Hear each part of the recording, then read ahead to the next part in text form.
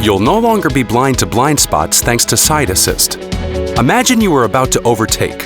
Radar sensors in the rear bumper continuously monitor the blind spot up to 70 meters behind your vehicle. A warning light appears in the side view mirror if another vehicle enters this area.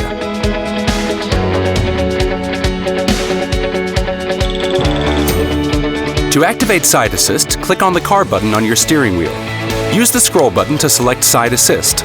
Press the scroll wheel to switch side assist on or off. You can activate this system on the infotainment screen by choosing Menu, then Driver Assistance. Press the left bottom icon.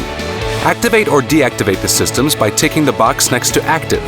You can also set the brightness intensity of the mirror control light. We recommend that you leave the system switched on. We wish you safe travels with the side assist, and we hope you're enjoying your new ŠKODA. ŠKODA. Simply clever.